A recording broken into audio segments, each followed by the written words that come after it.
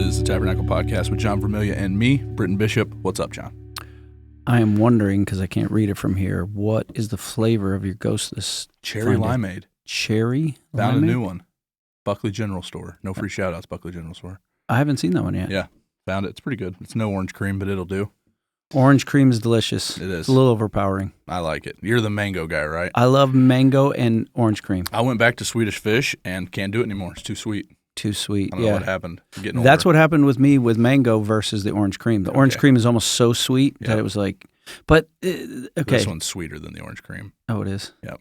See, my deal is, and I know I'm going to get roasted for this. I live in northern Michigan. I don't like cherries. It is what it is. Now, I love limeade. But they do that all the time. See, why can't you just make limeade? Y'all had Sonic in Charlotte, didn't you? Oh, yeah. So the drink stop of America, that's all we had in Oologah, was Sonic and Subway. Sonic and Subway. So, but they had cherry limeades that were so good. Yeah. Sonic. Lime has got to be, I mean, mango is right up there. It's my Haitian upbringing, but lime is like my favorite fruit. Like, hey, there it is. It's just, dude, I put it in everything. I'll put it in water.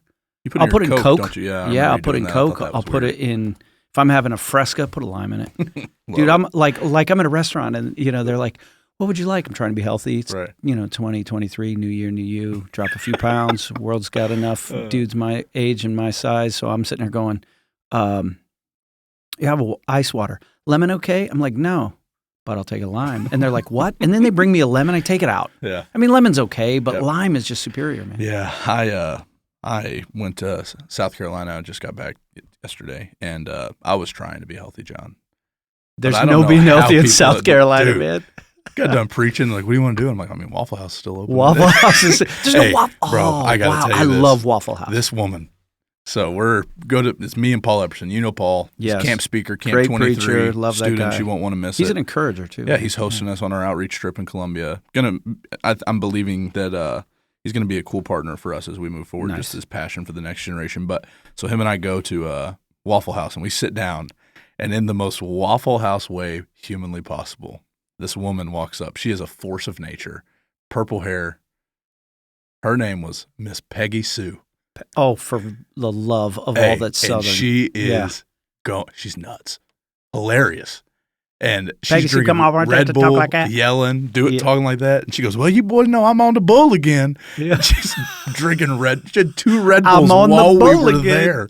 Oh, my dude, my goodness, dude. She's screaming at the cook, but Waffle House. Waffle House is legit. Mm-hmm. Legit. I don't care that if you lick the table, it would taste like maple syrup. Okay. Right. I love Waffle House. Absolutely. First time I took my wife to the South. This is like, we'd been married a year. We're about to move to Charlotte. So we're on like the house or the apartment hunting trip, and we've just taken this huge step of faith. We're going to be sports missionaries with Missionary Athletes International. I'm going to play for the Charlotte Eagles. We're doing all this stuff. And somewhere, it must have been Tennessee or maybe it was because we went through a weird way. It was somewhere in the Carolinas, whatever. We're at this Waffle House, and a lady comes up, and my wife, she likes breakfast. And so she's like, okay, this is where we're going, and we sat down, and the lady goes, she's trying to give her order, and she's like, what you want, something? What's that waffle? Is that more waffle? Is that Thursday? And my wife, very northern Michigan, who's only lived in Indiana for college and Michigan, she's like, excuse me? She's like, sweetheart, and she's like, I'm so sorry. And the lady's getting exasperated. And then finally she goes, or I said, Darcy, she wants to know if you want that syrup hot. And she goes, oh, yes, please. Thank you. And the lady walked away. Darcy hasn't spent a lot of time in the South. And she looks at me when she's gone. She goes, I can't live here. I don't understand. I said, no, babe, this is Waffle House. Yes. They have special products. Yeah, so that's the first time House. Hope ever heard my brother on speakerphone. We get off the phone and she goes, I have no idea what he just said. And still to this day, it's like, if he listens to this, he'll find out. I'll randomly call him sometimes when I'm with people. Like, I'll just get him talking. And when he starts going is when it comes out. It's so funny. It's bad. Hope makes fun of him. So, but Hope and if had you're from Michigan, you say things hard. Calendar. Calendar. Can you put the bags in the car? Can you? It's almost Minnesota. Yeah. At times. I don't get it. Yeah. So yeah, I'm Waffle Housed up. Good for you. And recovering. Man. I'm glad you're back. So I'm glad you're back. We are jumping in. I'm excited. This is episode 93. I think it's 93. Yeah, we're getting close to 100, and we don't know what we're going to do, but we're going to do something. For the 100th? Yeah. Nice. Might be like I think there's going to be cupcakes, but I'm not sure. Or like there a should be. dessert. There should be something. Trace cakes or something. I don't know. I don't know. I heard. I don't know. Is she retired? Haven't heard from her. Haven't heard. So, but no. Hey, if people have a special like suggestion for the 100th, should they tell you? They should email us, but we don't have an email right now, but we will by the end of the week. Yeah, or tell us on Sunday. I'll forget. But we whatever. got new emails, and I don't know how to set them up. But, or you know what? Tell Benjamin. There you go. Yeah, there you just go. let Benji know. If you catch him, Benji in the lobby. If you catch our producer, he's so mad. He'll remember. He'll remember. Plays the outro music. All right. I mean, we have ideas. Yes. And we had a meeting. And we reserve the right to not take any of your ideas. That's right. Because it's our podcast, and we'll do whatever we want. But we did have a meeting. We had a meeting, and so we are planned for the next 2 weeks. Oh, yeah. Maybe a little bit longer. Love it. So, but yeah, with that meeting, we thought far enough ahead, and we have a sermon series that is starting up here soon, here at the Tabernacle, that we're excited about.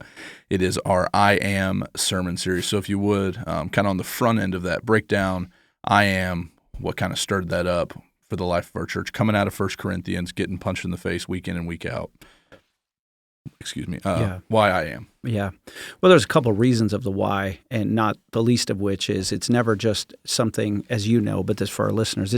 Our sermon series just don't come out of my brain. First of all, we try to always just go right back to the book, right to the Bible.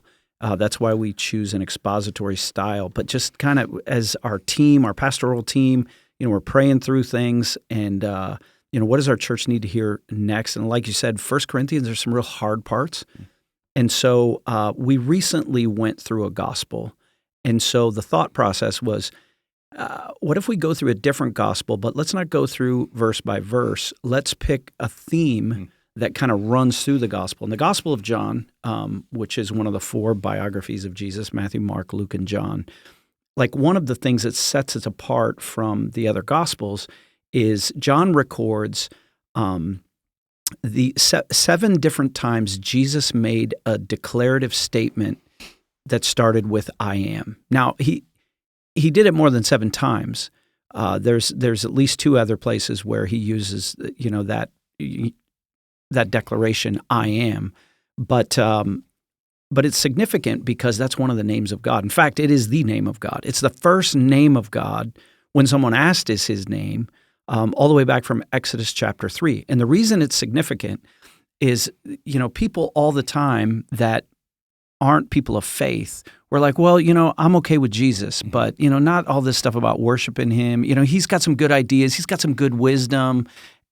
But Jesus as God is a different thing. But then when you point out the fact where Jesus made claims to be God, because here's this rabbi, here's this miracle worker, here's this person who's essentially saying, I am the I am. The I am that our father Moses, the patriarch, all the way back in the day when God appeared to him at the burning bush, and he said, what is your name? Who will I tell them sent me? And God's answer to Moses, you will tell them, I am. Tell them I am sent you. I am that I am. And then you can also tell them if they don't get that part that I'm the God of their fathers, Abraham, Isaac, and Jacob, and so forth and so on. But you go all the way thousands of years later to Jesus in the New Testament, in John's gospel, he's making these statements that I am that I am. And so it was like, going back to Jesus, right after 1 Corinthians and leading up to Easter, that was the thought process. Yeah, absolutely. And that leads to a question, I think, just for people as we're looking at getting into this series, we're looking at, you made jokingly the statement, New Year, this whole thing, right? But why do you think, in your opinion, as a pastor that's been pastoring this church for a long time now, and you've been around other places, you travel and speak as well, in your opinion, and in the life of a believer, why is it crucial or important for us to have a right understanding of who Jesus is? Oh, perfect. In fact, I was just at the same place that you spoke at. I was at Freeze Out, and we actually preached the same template, the same messages. You kind of took the lead, and I was like, hey, this works, so I'm just going to preach these and make them my own. But right after the first session, I realized there was a disconnect in the room. And we had probably 9 different churches, like 450 students. And by the way, adults are just grown up students that, stop having to go to youth group, or Foundry or whatever it was. And the disconnect was people were still rowing the boat, that performance-based Christianity. Yeah. They were still, if I do these things, my good behavior, my obedience to God, my following the Bible, that determines who I am. And who I am, that's going to determine how God interacts with me. And so it's that gospel ladder thing. And so I think I told you on that, well, you were there. Yeah. Like you brought up some awesome bros from Manistee. Yeah. I introduced the gospel ladder to them, which was, I don't have the visual right here with me, but when we get the gospel backwards, we start out with our performance, what I do, and we think that determines who I am. And we think who I am determines, oh, there it is. We could do a zoom in. This is the cheesiest zoom in, whatever. Tell Matt to pay the man. Pay the man. These are high-tech graphics right here, right? So what I do determines who I am or my identity. And who I am determines what God does, whether he's going to bless me or not. And then that declares who God is. Yeah. And God is a God that wants me to perform good so he can bless me good. Right. Where the true gospel is actually know who God is, his character, that determines what he does. What he does determines who I am, and who I am determines what I do. That's the true gospel. And so going back to answer your question is going back to the character and nature of Jesus, who is God. That's crucial. That's critical. It fits right in. And so for us in the life of our church, we always have to go back to Jesus, not just as our Savior, but as our God for the present. And what better word or what better name, because you can't make this stuff up. Right. I mean, if humans make up the name of a God, what is it? It's going to be something like Thor, right. Or it's going to be something intense, She-Ra, or kind of whatever. And our God just says, it's almost an enigma wrapped up in a paradox and a riddle where he goes, I am. What does that mean? It reminds me of have you seen the video of the professional bowler that rolls the strike have you seen this video? It's like extremely Keep describing. viral. He's rolling and he bowls a strike and it's in the middle of like a professional bowling thing. It's all over ESPN and he turns around and he just screams, "Who do you think that you are? I am." Yeah. Yes, I have seen that. Would just be the sermon bumper. Yeah, that would be a little bit. David's not having that. Who do you think that you are? I am. No, he's not going there. But this is what he said. So if you don't know the story about it in Exodus, Moses has left Egypt, raised by the Pharaoh. So he's raised as royalty, but he finds out he's a slave. He kills somebody. And then he runs for his life and he flees to the wilderness where he lives for another 40 years. So he's 80 years old. And then God shows up. Yeah. And it's just on a random everyday work day where he sees a bush or a small tree and it's burning, but it's not being burned up. So he's like, let me go check this out. This is in Exodus chapter 3. And when he gets close to it, God speaks from inside the burn. I mean, God's not in the burning bush, but God speaks and he hears him. He tells him, take off your feet. You're standing on holy ground. And then Moses says, after God gives him all these instructions, you're going to go back to Egypt. You're going to tell Pharaoh to let my people go. And then he starts getting afraid. He says, suppose I go to the Israelites and say to them, the God of your fathers has sent me to you. And they ask me, what is his name? Then what shall I tell them? God said to Moses, I am who I am. This is what you are to say to the Israelites. I am has sent you. And so translated, I'm not even going to try to say it, but it's for those people that are smarter than you and me both. It is the first person common singular. I don't even know what that means. The first person common singular of the verb to be. And, you could say, I'm watching the sheep, I'm walking on the road, I am his father. But when it's a standalone description, get this, it's the ultimate statement of self-sufficiency, self-existence, and immediate presence. God's existence does not depend upon anyone else.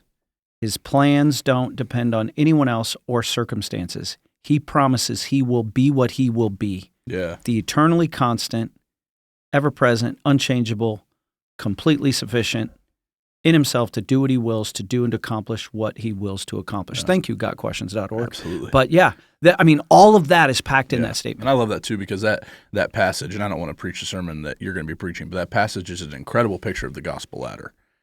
Because as he's calling Moses to do those things, Moses begins to give him all the reasons he couldn't do it. And God just kind of shares up for him. So the reasons he could do it, because he's God and we're not. But I love that. So as we're looking at this, I am a right view of Jesus. I guess my next question to the person listening, to the person thinking about coming to this series, or maybe just to the person trying to follow Jesus today, still on that gospel ladder thing, because I think that this is an important piece that somehow we continue to find ourselves back at often. What, in your opinion or in your experience, why do you think we so easily turn to climbing rather than trusting the fact that God flows from top to bottom? Like, what do you, in our tendencies, why is it easier for me to understand Jesus the way I want to rather than the way that the Bible teaches him to be? Yeah. You know what I'm saying? Yep. Does that make sense? Yeah, I do. I think it's because in every other human relationship, in every other human endeavor, you're judged by your performance. I mean, you pick at school, the way we grade people. And this isn't to say we shouldn't grade people. Yeah, you got to get grades. In sports, I mean, can you imagine if it was like, hey, look, man, the Super Bowl coming up, at least the time of this recording, and it's like Chiefs, Eagles, just you know what? We just want to see your identity. We don't care about score. Right. Heck no, we want a winner and a loser, and I don't even know if I'm going to watch it because my Bengals got the shaft. Come on, man, Come on. And it wasn't that little out of bounds deal, whatever. Mahomes did a World Cup soccer level flop, and that's a soccer player talking right here. But that's not where it was. Right. I'm talking about the phantom do-over down a couple plays before. See, I'm talking your language right here. Oh, I'm with you. But every other endeavor in our life, and even in our friendships, rarely are friendships completely unconditional. I try to love my spouse or my children unconditionally, but we hurt each other, and we change. We change in our behavior. And so, if I were just every relationship is based on perform. You perform well, you get paid. Yep. You perform well, you get the job. You perform well, when you're dating, she says yes. Yeah, right.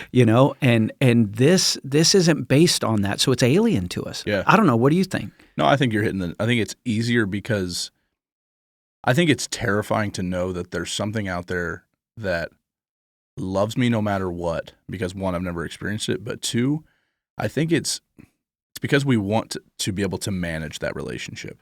Because at the end of the day, so you think it's control. Right, it's a control issue because that's what we're all doing in the midst of whenever I'm dating my wife, right? And this isn't, people are going to hear stuff I'm not saying, but whatever. You do all the things, right? Why? Because I'm trying to manage that to be a good relationship. So I'm going to check all the boxes. Yeah. And so I think that spews into our relationship with Jesus, and sometimes it's out of a really good heart. Right, like I love taking my wife on dates, but at the end of the day, when I get down to the core of it, why? Because I want to have a good marriage. Yeah. But I think that in our relationship with Jesus, it's not wrong to do the things, but the reason you're doing them, I think sometimes is exactly the motive behind it. Yeah. And so I think that's a big piece of it. Is it's that whole. Foster talks about it all the time, like my obedience equals God's obligation, and it's just so foreign to us to think that there might be a God out there that loves me no matter what. Yeah. Right. And I think that it's terrifying to an extent. It's confusing to an extent, but I think that that's why he's God and we're not. And that's what makes him a God. It's because it's not a performance-based thing. It's because, no, he is a creator. He's done all these things, and he's provided us an avenue to join him in that. And it's one that isn't earn it. It's one that isn't gain it. It's one that isn't climb it. It's a surrender. Right. And that's so foreign to our culture, to our world today, is one of like, I'm going to trust you that this is true. Yeah. You know what I'm saying? Yep. And I think that because to an extent, if I don't control it, how do I know it to be true? Right. Because in my experience, right, the things that I know to be true that are the things that I can manage, put my hands on, and I can make it happen. Yeah. But there's an avenue of faith that is, I'm just going to surrender this, and I'm just going to believe and trust that if I surrender, that all of this is going to be true. Yeah. And but I think that the moment those things, like those ideas of surrender and faith and trust, become, I don't like the word easier, but I'm going to use it. Easier is when you know him. Yeah. And so if you That's have relational. Exactly. Yeah. And so there's that whole piece of, if you don't know who Jesus is and this is just things that you're hearing, that seems like the dumbest idea ever. But as you continue to spend time in the book, continue to allow his spirit to dwell and to expose you to him in your life, that's where I think we start to see like those avenues of faith and trust become more and more accessible, or they become easier to see because we know him better. Right. If that makes sense. Yeah. So, because that's why I love the fact that we're just kind of, this whole series is just a breakdown of, this is who Jesus is. Yeah. This is who he says he is.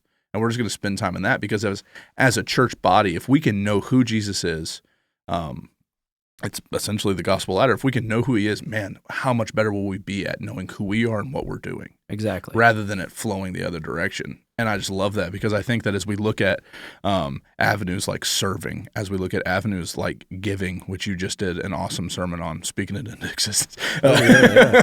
No, but I think as we look at these different spiritual disciplines, if you will, these things that we participate in as believers, as we look at things like communion, so we look at missions and outreach, all of this different stuff, going to a Bible study, the better understanding we have of Jesus, the more fruitful and the better understanding we'll have in those places. Yeah. I think that, and that's why I'm excited about this series, because I'm hoping that it serves as kind of like a launching point for our church as, no, now we know who Jesus is, and now that we can see that clearly, it's cleared up this idea of performance, but that's when you can really start getting after it. Because I think about my own life, right?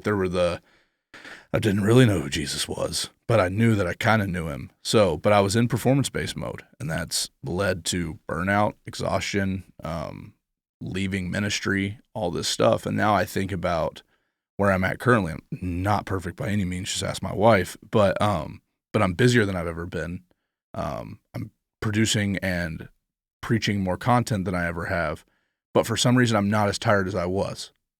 And I think, right, and like I said, I'm not perfect. I talk to Tim a lot, guys. Yep. But I think it's because over the years I've been exposed more and more to who Jesus actually is and what that looks like, serving him in the midst of all that.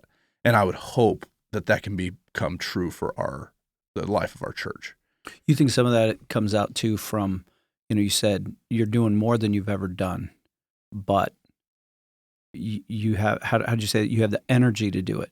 Yeah, it's energy. Sorry, you went on a tear there, and I had like 15 thoughts, and I was like, dude, but it was so good, I want to stop you. Like, you have energy, and I'm wondering, does that come from desire and delight? Yeah, exactly. And I think that's like you're in the sweet spot. Right. And I think that, and it, like I said, definitely, I don't want people to hear this become a Britton's Doing a Lot podcast. No. But it is one that is, there's this delight, there's this hunger, there's a desire, because it's like, guys, I haven't arrived, but I'm seeing glimpses of what actually knowing who Jesus is. And now it's stirring up this thing in me of like, I have to tell as many people as I can. Because everything in your story was performance-based. 110%. Like, yeah. I mean, pre any of that, I was serving at this church, and people can go listen to my channel. No, I'm going all the way back to your childhood, down to sports, 100%. All the things. Child of divorce. Yep. Which parent's going to love me more? Well, whichever one I behave better at their house. Then start playing sports. I'm in the South. It's real football. No offense, Northern Michigan. Yeah. But I mean, like our donut shop, like there was literally on Saturday morning after a game, we either avoid the donut shop like the plague because the old dudes will cuss at you for losing, or you go in there because they'll buy your breakfast. Yeah. And so it's, no, we got to do this. Now I go to college, and it was just this whole thing of, if I can check all these boxes, do all these things, even relationships that I had, there was, at the end of the day, this like deep down fear of, if I'm not who people want me to be, then maybe they won't actually love me. And that spewed into my ministry life as well. It spewed into my friendships and the community that I was a part of too, because at the end of the day, what I was doing was, because I didn't understand who Jesus was, I wasn't allowing myself to be my true self. So I was in community, but I didn't have community, if that makes sense. Mm-hmm. Like I had a bunch of people around me that had no clue who I was. And then when crap hits the fan, shame starts to boil up, all this stuff. And it's because I just have a I've missed the mark of what's actually happening. And so what does that do? Oh, I'm just going to move. Yeah. I'm going to run. I must have to get as far away from this as I can rather than to deal with it. So you said something a few minutes ago when you were talking about, to tie it back to the I am, that there's this unchanging God who is unchanging in his love towards me. And this will probably come out in a sermon, so people might be hearing this again, but that's okay because we have built-in forgetters, right? I was shocked because I made a little aside. I'm going back to that freeze-out weekend when I saw, wow, I need to talk about this performance-based stuff and this unchanging character and nature of God that determines what he does, that determines who I am, and then what flows out of that is delight and desire, not duty and discipline. And so I made the statement, do you know how much God loves you? And, everybody's just like blank faces. Right. And then I kind of got their attention, used whatever gimmicks that we use to do whatever. And then I said, I want you to think about this for a second. Most of us will go, yeah, of course God loves me. God so loved the world. But, I also love tacos. I love this, I love that. And we're told to love our enemies. Well, if I'm an enemy of God, God loves me. And then it was like, hang on, if God's love is perfect and his steadfast love is the best love, if he defines love, then check out this idea. God not only loves you, he likes you. I told him, listen, there's people in my own extended family, second cousin twice removed that I love because there's nothing thicker than blood in their family. Of course, you're supposed to love, whatever, but I don't like them. Yeah. There's a reason some of us avoid family reunions. I'm not, and if you're a member of my family, I'm not talking about you, maybe not. We don't know, but we all have people we love and like. You love somebody, but it was one of those moments looking at 450 students, mostly Baptist, not that it has anything to do with it, but they're squared away and, they're learning the Bible. They all had Bibles out and notes. And people are not blown away, shocked, I just swore on stage. Right. And so I just stayed there no, he really likes you. He likes your personality. He likes what you look like. He made you. You're fearfully and wonderfully. And we went on this whole thing about that he really, really that's part of the unchanging character and nature of God. You don't create something and then not like what you made. He made you. He likes you. Yeah. He loves you. Okay, but we got used to that. He likes you.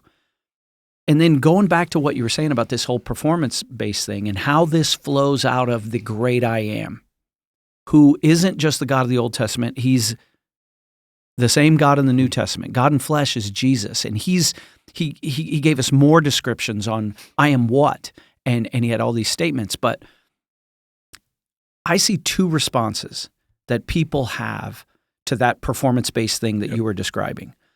And sometimes you do one or the other, and sometimes you do both at different times. One is, well, I didn't measure up, or I don't feel it, I don't feel loved, I don't feel liked, so I'm going to work harder. And that's the pure definition of the performance-based Christianity. There's this hideous machine, I was telling you about it, that freaking Jacob's ladder at the YMCA. And it's, for those of you who haven't seen it, it's like this ladder that's on a 45-degree angle. It's a treadmill ladder. It's a treadmill ladder, and it never stops. But I was there with Matt Hughes, executive producer, and we were trying to figure it out, and we didn't want to ask, oh, if you'll ask the helpful, why? I don't want to help. I'm not going to ask the blue shirts. I'm an athlete. We're going to figure this out.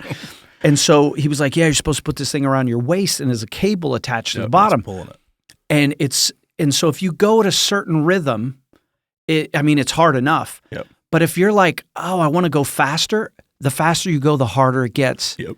And I'm like, this thing is sadistic. Yes. And it lasts about 5 minutes like, that thing is stupid, Well, some people, that's how they are with their performance, is if I do more, it'll define who I am more, and then that'll determine what God does. Yep. But the problem is God's unchanging. Yeah.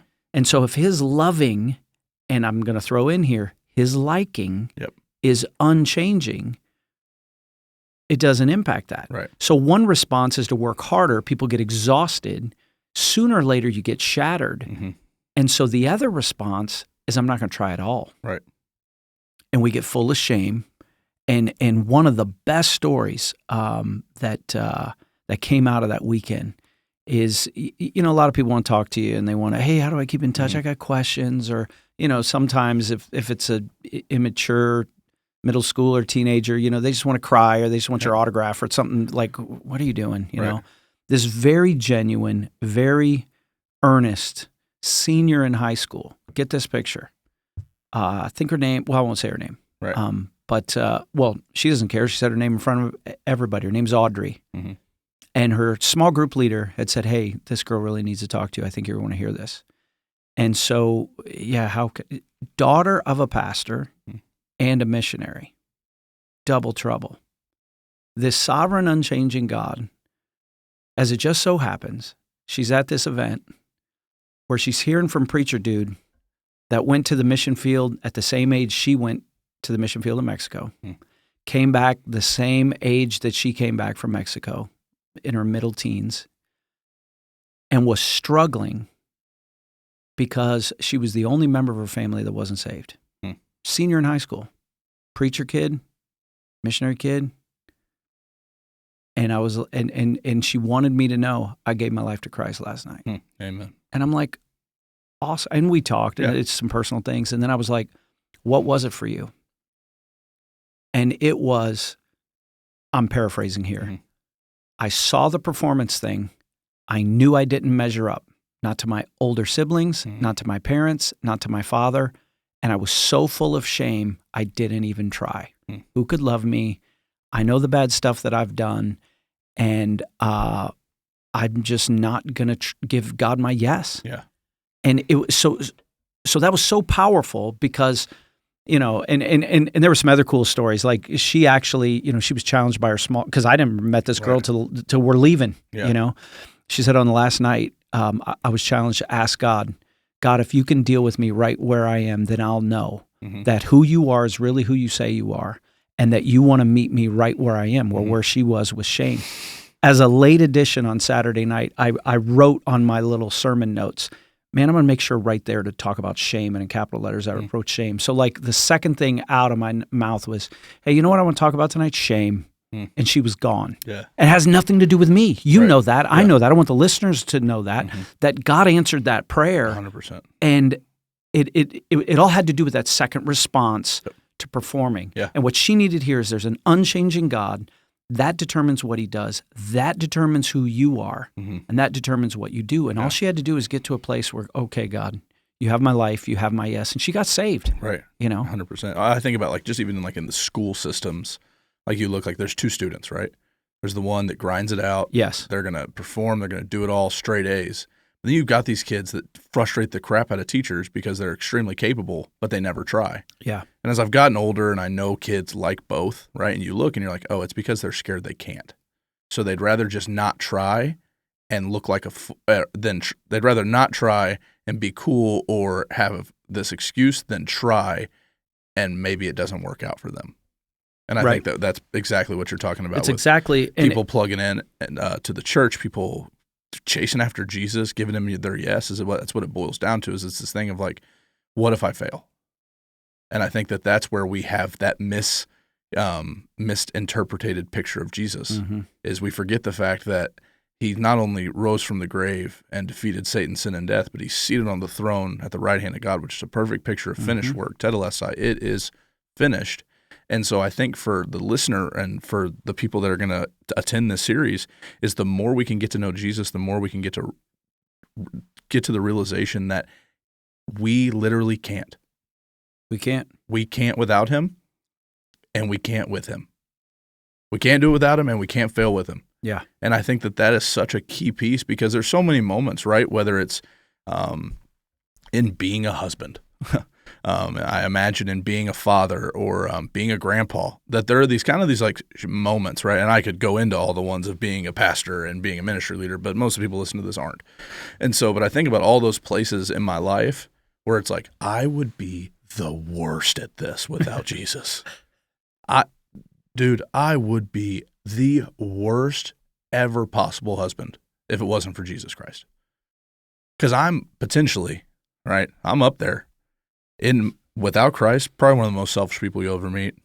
Don't give a crap about most things, manipulator, all this stuff. But with him, I get to see the fact that I can be a good husband. And in the moments, this is the cool thing about knowing who Jesus is. When I'm sucking it up, I know it's probably because I'm not being like Jesus or allowing the character that he has overflow. Looks like you got something dialed up over here. Yeah, there was something that you just said that maybe, or that kind of made me remember. It's in Romans chapter 1, where it says, for in it, or sorry, it says in 16, for I am not ashamed of the gospel, for it is the power of God for salvation to everyone who believes, to the Jew first and also to the Greek. For in it the righteousness of God is revealed from faith for faith, as it is written, the just will live by faith. And from that little verse is where we get this concept that that salvation is from God. Like I'm sure you've heard this before, this idea that salvation is from God from first to last, that it's all his work. Yeah. You know, mine is an agreement with him. Yep. That's me giving him my yes. Yeah. And so getting off the ladder, you know, to go back to your original question, it's funny, we started with the I am, and we are multiple, like we just got lost in the Grand Rapids Mall. Oh, yeah. You know, when our wife was like, hey, we'll meet you at the food court, and then all of a sudden we're down an alley and another alley, and I don't even want to be in the mall in the first place, right? Here's the key thing is I was definitely in the food court. But back to the two responses, I'm thinking about the story of the prodigal son. Yeah. Both of them wanted to get something from God, or sorry, from their father. Yeah. And the father in the story represents God, Jesus, and we're the sons, and I've been both sons. Yep. But both of the sons were trying to manipulate or control their father to get what they want. The young son was like, I can't do this. I'm not performing anymore. Yeah. I'm out. Yep. Give me what I want. Right. And so he was just like, I want to do my own thing. I want to spend, you know, and he wasted, of course, the fortune on, you know, wild living, you know. But he didn't understand who his father was. He didn't understand. And that's like so many of us, we don't understand who God is. And so we think, well, if I come begging back and groveling back, and it's like, listen, I'm not even worthy. If I come into one of these campuses in Manistee or in Buckley, the whole place, because I'm not even worthy. Right. You know, not knowing that there's a God that's going to put his ring on your finger, his robe on your back, slaughter the fatted calf, and said, my son was lost, but now he's found. He was dead, but now he's alive, right? So that's the response. The older son, same thing, except the older son was on that Jacob's ladder. He was performing. Trying to do what? What was his complaint when he heard about the party? I've been here slaving away, performing. Look at me, slaving away. That's my performance and my identity. And you haven't even given me so much as this or this to celebrate with my friends. And then this wicked son of yours comes back. Both of them wanted the loot. Both of them wanted the stuff. They were just going about it different ways. Whereas neither one of them understood who their father was, that he was unchanging, his love was unconditional. And I imagine he loved them both. They were two very different personalities. He liked them both. But we've got to come to the end of ourselves, you know, in order for that to happen. So. No, for sure. And I think about even when Jesus calls Peter and they're in the boat and he goes, I'm going to make you, and he performs a miracle. They may catch all the fish, and Peter's immediate response is, you've got to get away from me. Yes. Go away from me. I'm a sinful man. I'm a wicked man. And I think that that's just so often that's where we find ourselves. But back to the I am piece. Do you want to tease out maybe a little bit of what we're going to talk about, kind of some of these statements, obviously not preach the sermons, but just so people can know this is what you're going to show up to. So yeah, but that's all right. I mean, we can even talk about, like, even introduce people to what some idea, because you and I haven't jumped deep into the study of these yet. So there's 7 different declarative statements, and then there's at least 2 other places where he uses a statement to say I am. But the first one in John 6, Jesus makes the statement that I am the bread of life. And which is interesting, because to associate the I am that I am, the eternal present, the eternal now, from his, you know, the Ancient of Days to all of eternity, he is the eternal present, he's unchanging.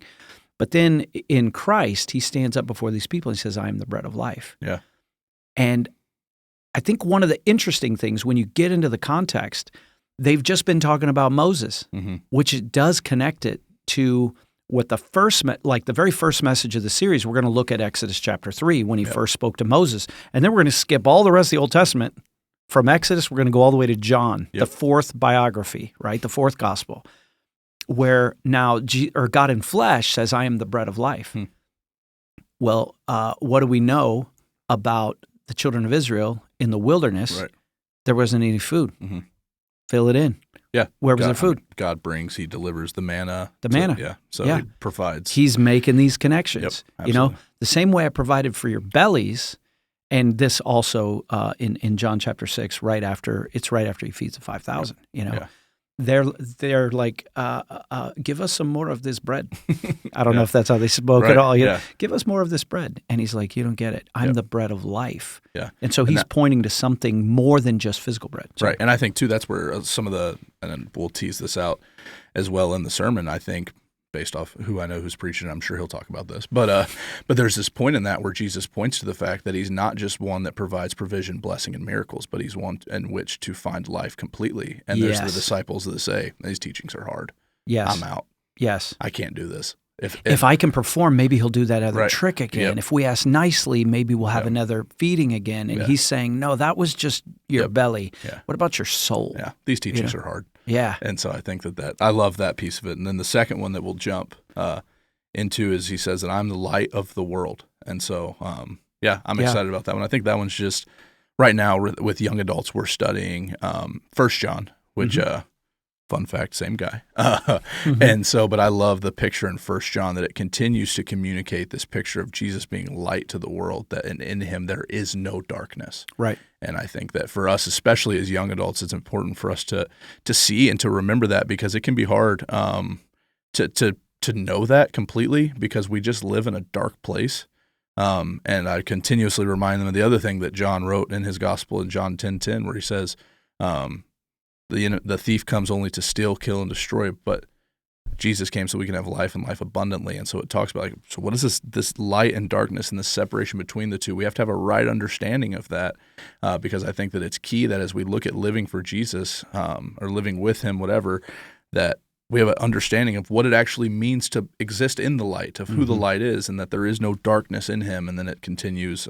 John really unpacks that. Yeah, the really cool thing about light, and I did this back in the day when I was a student ministries pastor, is we cut off every light in the old firehouse here, which is where Foundry had its roots.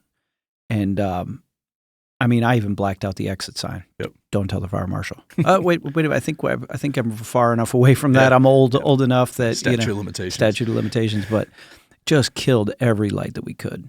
And we were trying to make the point, and I had a match. Yep. And I lit a match. And we went from absolute blackness, darkness, couldn't see your hand in front of your face, to all of a sudden, you could see the first couple rows. And it was one of the rare moments where there was actually dead quiet. Yeah. And the whole point was, you can go in the darkest closet, you light a match, light always chases away darkness. Yep. Now, this is where the metaphor falls apart, or not metaphor falls apart. This is the one kind of Achilles heel in it. So when Jesus says, I am the light of the world, it isn't just that, hey, knowing Jesus kind of lights my way. Right. It just kind of brings, it is. But he says he is the light. It's in the person of him, that's where this series, in my own pre-study, because I kind of said it, and we didn't mention this, but one of the things I'm super excited about, just the nature of schedules and the nature of, kind of where we are as a church and a staff right now. We're going to hear from a lot of different voices. This is just John's voice. We're going to hear from your voice. We're going to have the man, the myth, the legend, Adam Sharp. He's going to make his rookie first appearance. Ladies and gentlemen, it's going to be. You heard it here first. Center. Oh, don't do it, man! You're going to freak him out. An outstanding speaker. We're going to hear from Adam. Yeah. We're going to hear from Seth and Martin. We're going to hear from Tim. We're going to hear from the team, right? Yeah. But one of the things just in the pre-study that has jumped out to me is I think I've looked at all the I am statements way too surface. It's like, he kind of lights my way, he kind of is a light in the darkness, some good feelings. And there was another time he told me to be light. But if you start thinking about, no, he embodies light. Like you said, in him, there's no darkness at all. It's it's more than enlightening what I do. It's enlightening who I am. Yeah. And if he says he loves and likes me, I need to pay attention. He brings light to my soul, so then I can fulfill what he said. Was it in the Sermon on the Mount? Yeah. Where Matthew 5, I think you guys preach it, 5 or 6, where he says, you are the light of the city world. built on a hill is not meant. Yeah. The only way I'm the light of the world is if the light's in me. Yeah. And I think, too, that aspect of light really comes to shed. Where's the darkness in your life, and how are you allowing that light to be more than just a lifestyle that you live, but it's something that infiltrates the deepest parts of your life. And I think that's where we begin to see shame get destroyed. We begin to see lies revealed to truth. And I'm with you. Well, there's another thing in that same chapter, because that's John 8, where we do the light of the world. And this is, if you Google 7 I am statements of the Gospel of John, you'll get 7. Well, I'm here to tell you there's at least 9. Right. And one of them is like a double dip in chapter 8. Because after he says he's the light of the world, they knew what he was saying, because they get in and argue with him. Yep. And there's references to the Old Testament where it talks about God being the light of the world. And then when he comes in and says he's the light of the world, now they're in an argument. Yep. And they start going back and forth. And it culminates in verse 58, chapter 8, verse 58, where Jesus shuts down the argument because they were saying, we have no father but Abraham. And he was like, no, your father's the devil. And they're going back and forth. And then, they're trying to prove their kind of Jewish credentials. Yep. And then he says to them, before Abraham was, I am. Yeah. And they get so ticked, they wanted to kill him. And because that statement, and I go back to what I was saying before, there's people all the time was like, Jesus is kind of a groovy hippie. He's got some really good teachings, but he's not the only way. Yeah. And I'm reminded of what C.S. Lewis said about Jesus.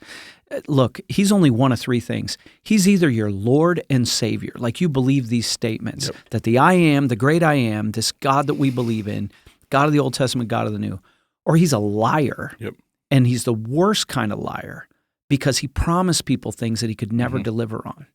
He's a complete lunatic. Yep. Those are your only options. But nowhere in the argument is good teacher. Yeah. He's just a really exceptional teacher. And this is one of those statements, because when he said before Abraham was, I am, he was claiming to be God. Yeah, and those are the moments that we see in all of the biographies of Jesus that are the Gospels. But that's where we see. That's why they killed him. It was those statements. Yes. It wasn't that he fed 5,000. It wasn't that he showed up and healed the dude at the bathtub. No, they wanted more of that. Exactly, but it was because he said things like, I'm God. What did Herod ask for? In the trials of Jesus, he was before Pilate. Pilate didn't want to deal with him, sent him to Herod. And Herod, what was the first thing he was like? Do a miracle. Yeah, right. He didn't want to hear any of his teachings. Trick. He didn't even want to know his identity. Yep. Yeah. He said, do it, performance-based stuff. Exactly. And so I think that's good. And then the third one, the gate, the door. Yes. The fact that I am the gate. Yeah. I was thinking about that because, in my own kind of Christian upbringing, and, it's impossible to absorb everything. You try. We read the Bible personally, and then we read it for study, and we read it for a class, and then we go wash, rinse, and repeat. And I think that when I would say, oh, yeah, Jesus said, I am the door, I am the gate. Sometimes I confuse that when he said, the narrow way and the wide way and all that kind of stuff. But I started thinking about door and gate, and I started thinking about the door and the gate in my own house. What is that for? Well, at night, we shut that door and we lock it, even in Bucktucky. Yep. Don't come knocking late at night because Benji's going to go. No, whatever. We got a dog. We got some other lines of defense here, But the first line of defense is the door. Yep. And so I started thinking about that, about how Jesus offers us protection, peace, security from the dangers of life. Yeah. Doesn't mean perfect, though, because people, again, if Jesus is a door, then the only thing, if Jesus is a door, then I'm not going to get sick. No one's going to be mean to me. Nothing bad's going to happen. Right. No. He is the door. Yep. So he is the protection when all that bad stuff happens. Yeah. And so the whole way through, it's looking, like you said, about the identity of God himself. Absolutely. And the fourth one, he says, I am the good shepherd. And I think that is what do you think about that one? Yeah, I think that whenever we look at like a shepherd, we think about us being obviously the sheep, or people that follow Jesus being the sheep. And I think about a good shepherd is one that provides, he takes care, and he protects, is kind of as we break down. And I think it was, I don't remember when we talked about it. I've been here long enough now that I'm forgetting stuff. It's probably about 2 years ago we talked about shepherd. Yeah, and we talked about all the maybe different the Luke things. Series, yeah, it was Christmas Eve, I think, Oh, or Christmas. But it talks about I remember you found all this stuff that shepherds do, and what it, like actually like the anointing of the head with oil and all that stuff in Psalm 23 that it breaks down. But I think when we look at that, like a good shepherd is more than one that just protects the sheep. Yeah. He provides care. He makes sure that they're protected. He provides guidance, right? He's going to take them into the good grass. He's going to get them out of the bad grass. He's going to make sure that they're in a space where they can be. And so I just think that in all of that. Or that thing, like, dude, when you started saying that, I remember there's some sheep, when they fall over, they can't get up. Right. They're like a turtle. Right. And the shepherd, I mean, there's you posted that thing on Facebook. Did you see that thing on Facebook? Oh, yeah, where the sheep Very gets few out of people it, runs, got it. Jumps back in. Well, sheep are stupid. Right. I mean, let's be honest. He loves us and he likes us. Yeah. But sheep are stupid. Yep. And, you know, when I was thinking about the shepherd, I was actually thinking about your experience, like your very first message at the tabernacle when you were like, I hate cows. Because how much cows or how much work they take. Yeah, they're the dumbest animals on the planet, but man, they taste good. Except for maybe sheep. Right. Because I think neither of us are farmers. Right. You're in ministry for a reason. Yes, right? Absolutely. But both of them require so much work. So when we hear about the good shepherd in regards to sheep, like I was just thinking about how much work it takes and how much the shepherd does for. Yeah. And sheep don't taste near as good as cows. Oh, steak. Lamb's pretty good though. It depends on who makes it. It's true. And now I want to go to Texas Day Brazil. We're going again. We're coming for you, Begg. Alistair Begg, we're coming for you. The fifth one, the resurrection and the life. Let you break that one down. Well, here's the deal. That one I'm thankful is a little ways out because there's a new thought, there's a new melody rolling around in my head with this message. When I say melody, I'm not going to sing. I'm not talking about that. But it's one of the number one rules on the podcast. No singing. Benji's world. No singing on the podcast. And I learned don't like bring the little iPhone up and play your song because then we have to bleep it out because of rights and stuff. But when he says the resurrection and the life, this is the melody for that message rolling around in my head, is that our hope is not in an event, but in a person. So good. Yeah. In a person. And it's, again, because we're performance-based creatures. This is why I first got saved. Yep. If I give my life to Jesus and pray this prayer, I'm going to go to heaven and I'm going to be guaranteed resurrection. And so my hope was in something for me. Yeah. But this flips it. If he says, I am the resurrection and the life, that's then and it's now. Yep. Resurrection when I die or the end of all things or wherever that is. But when he says, I'm the resurrection and the life, that means in him there's life right now. And so that, I'm like, I'm going to have to kind of do some out loud processing with some bros. I'm not sure if I'm on for that one or not. Yeah. But yeah. The sixth one, I am the way, the truth, and the life. I love. Yeah, that's like the classic one. Like people are probably most familiar with that. They've heard it. Yeah. Right, yeah. But we don't like it. Oh, no, we don't like it. I mean, it's one of those ones that it's easy to quote when we agree with whatever the situation we're applying it to, but it's not as fun that Jesus is that thing when it comes to my life, my patterns, my sin. Because I want attitude. My way. Right. I want my truth as I understand it. Yep. And this is my life. Yeah. Oh, dude, it's probably set up for you. It probably has to do with stand on toes. It probably has to say, how do you make him the way, the truth, and the life? It involves one word. Yep. Yes. Yeah. Your way, your truth, your life. You know, it's interesting. I won't give you the whole backstory on this, but we as a church have been, we're looking at joining a non-denomination denomination. Yep. The Evangelical Free Church of America. And so if Meeting you're February 19th. Yes, be there. Campus. In fact, maybe we'll do a podcast about it. Yeah. But the most critical part about joining this association is, in order to make us stronger, is our statement of faith. Yep. And we have a very, very, very good statement of faith at our church.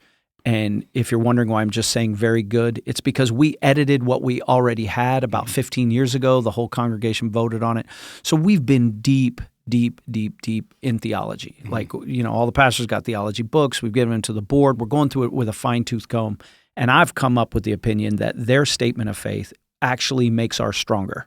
So if we were to, if we vote yes on this and we actually take their statement of faith and become a part of that organization, we will have a rock solid, as you can get, trying to put God words in writing and all that kind of stuff. It is strong. But as I was thinking about that, I've at the same time been in all these conversations. I've been in several conversations with, man, do you really believe this? And, maybe it's because we're in 1 Corinthians, like we're just finishing up 1 Corinthians right now. And I was reminded of a lyric from an old song from a guy named Rich Mullins. And it was one of his hits, and it was called Creed. I don't know if you ever heard it. It was actually redone. It's been redone before. Probably the best redo was by a band called Third Day, where one of their live shows they did, this song's written by the late great. Singing. I'm not singing, Rich Mullins. Yeah. And I'm not going to sing it, but I'm going to give you the basic thing. The song goes, I believe in God the Father, almighty maker of heaven and maker of earth, and in Jesus Christ, his only begotten Son, our Lord. And it's kind of like a smash of the Apostles' Creed, and the original one, Rich Mullins with hammer dulcimer, and then in the second one with Third Day, it's like Gizzo, anthem rock. But the line in it that's not from the Apostles' Creed stuck with me. He said, no, I did not make it. No, it is making me. It is the very truth of God and not the invention of any man. And so as I'm thinking of all this stuff I'm reading and digesting about theology and getting it squared away, and I'm even thinking about Jesus being the way, the truth, and the life. Yeah, I didn't make that up. I didn't make up the truth about God who came in flesh to offer himself as a sacrifice on a cross. In 1 Corinthians, there's some things that are hard to swallow. And I found myself telling one friend, I find myself between the rock and the hard place of my faith in God and the unchanging nature of his word. And I'm in the middle. And that line came to my head. I didn't make this up. It's making me. Yeah. It's forming me. And so the same way with the way and the truth and the life, so many people, myself included, we come to faith and it's like, well, if I like this, I'll accept it. Right. If I like this, well, then I'll be Christian. If I like this, well, then I'll perform more. And it's like, no, I didn't make him, to go back to the gospel ladder, who God is, what God does, who I am. That's making me. And out of that is the very truth of God, not the invention of any man. That's what I'm going to delight and desire in. Good. And I don't know, man. Dude, I just felt like Bono there for a minute. Not in the ability to sing or the cool factor. Just in he's always talking about melodies in his head. Love it. Whatever that's about. And then the second to last installment, and we won't tease out the last one because people have to come to Easter to find out. Yeah. But the second to last is I am the true vine, and so break that down. Well, that's in that, John from John chapter 15 to 17, John devotes 3 chapters to Jesus' last words at the Last Supper, after the Last Supper. And dude, those are hard to preach. Yeah. Because it's a long speech. Yeah. And then it's a long prayer. Yep. But he talks about being the true vine. And later on, he says, I am the vine, you are the branches. And then he starts talking about abide in me. If you abide in me and I abide in you, you will bear much fruit. Apart from me, you can do nothing. And so, when we had our good friend Foster Christie on here, and we're going to have him on again, he loves to talk abide. That old word abide. Yep. So when he's the true vine, he's the source of life. There's that relationship connection. It also keeps us in our place. I'm just a little branch. He's the main trunk. Right. And I might produce a fruit, but I don't produce fruit by gripping. Yeah. Right? And I've ticked some church people off before when we talk about being the vine and producing fruit. You can't produce fruit like, I'm going to produce really hard. Yeah. And then they start going places in their mind. What are you, what are you trying to crank out there? Right. Yeah. Fruit either happens through the connection or it doesn't. Right. Especially lasting fruit. Because there's artificial fruit that, in my own experience, that I've mustered up the energy, courage, and ideas to create something, right? But then and I can do it. You can do it. I've seen us do it. And the end all of it is shambles, defeat. But there's something about lasting fruit, and that's been a big picture or a big thing that I've learned over the years of being a Christian, of serving in ministry, because for some reason they're the same amount of time. And so, but that's something I learned early on, was it's really easy to create my own fruit, but not if I want to see it last. And so that was a big piece. So here's a thought about I Am and performance-based. And I love, and I'm glad you chose this, and you did choose this. You chose the topic for today in our meeting. Yes. In the one meeting we've had. And it actually made me more excited about the I Am series even than I was. I was already fired up about it because we're going back to Jesus, going back to the gospel. It's going to lead us right up to Easter. I think it's going to be fun and helpful. Yeah. But I'm thinking about how we identify ourselves, or how we want people to identify themselves when we first meet someone. Typically, we start with, "Hi, I'm John Vermiglia," or "Hi, I'm Britton Bishop," "Hi, I'm Benjamin," and then what comes next is "I am," and we give some identity piece that we think matters. Yeah. Like, I'm a pastor, ... I'm a coach, ...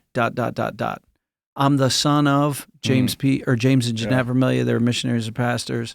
I am from Buckley. So it's where I'm from, who I'm the child of, what I do, and all this kind of stuff. It's all because instead of I'm John Vermiglia, or sorry, my name is John Vermiglia. I'm a child of God. Yeah, that's good. That's very good, because that's so key, right? In our introduction, I was just thinking in my head a lot of different things, but one of them being, I can't speak at Wesleyan universities anymore until I meet your parents, because I'm tired of people hearing that I'm connected somehow to the Vermiglia Nation. I'm sorry. And I got people older than anything I've ever seen. Who'd you meet? I can't even think of professors in religion departments, and the head of, and it's you got to meet this pastors. He's like, Jim and Jeanette? I'm like, oh my goodness. I don't know them. I'm sure they're awesome. I know their son. It's pretty cool. But it's just like, I don't know who your father is. I'm excited to get to know him at this basics conference. Yeah. We got to have you down there. Dude's a legend. So this is a true story. It's hilarious that you just said that. So today's a Thursday when we're recording this. Yeah. Tuesday, it was Monday or Tuesday. I think it was Tuesday. Gabby had a shift at Chick-fil-A. And so I got a 20-minute or a 15-minute drive, depending on how fast you go, and those stupid roundabouts, whatever. So I rolled up to get Gabby, and I'm sorry, it wasn't Chick-fil-A. She was skiing. And so I rolled out. It was a 20-plus minute drive, because I rolled out to Crystal Mountain. And I'm like, I'm going to call Mom and Dad, because I haven't talked to them for a hot minute. We start talking, and we're just catching up and this and that. And then it's, and they're on speaker. Yep. But when they do speaker, like, Dad's across the room. Right. And then I'm like, hold up. Dad, are you in the bathroom? I mean, can you come and sit next to Mom? Because speakers don't work that way. Yes. I'm sorry. And he comes over. And then they proceeded to, all they want to do is talk about you. And they're like, oh yeah, Britton. Now where's Britton at? And what's Britton doing? And I'm over here going, hey, I'm your kid here. I'm telling you about your great. They want to talk about Britton. They knew you were at Southern Wesleyan University. Okay. And they were like, you need to tell him. And they started listing off all these people. And then my father, and I love him, God bless him, because he's pulling these out. One of the dudes, it might have been a chaplain, older fella that is a pastor, and they just love him, and they knew him from Fargo Church back in Ohio. It's where your grandparents, and I don't know, but it's where your grandparents got married, and then remarried. It's a long story, And then they were like, what's interesting about him, they told me a story about that man's childhood, and they wanted me to call you up and maybe tell you that story, because that made him really important. Oh, my goodness. Yeah. I'm telling you, I'm not like it's... So you got to meet the V's. Yes, I do, because every time I go anywhere that Wesleyan is tied to, it's like I'm a part of a royal, like, you know them? And I'm like, no. Yeah, they're royalty. We're not. Here at the Tab, we're more like a gang. So, no. In the words of Foster Christie, Britt, I liked it out there. yeah. He goes, yeah. Remind me when I was doing prison ministry. So Felt like that's prison us here at the ministry. Tabernacle. Just Shout big out old to prison Jim and ministry. Jeanette. Yeah, absolutely. That's the I Am series. Jump in. Make sure you come be a part of it. Invite your family. Invite your friends. And let's get after it. Till next time, this is John, Benji, Britton, and Ghost Energy. No free shout-outs. Signing off.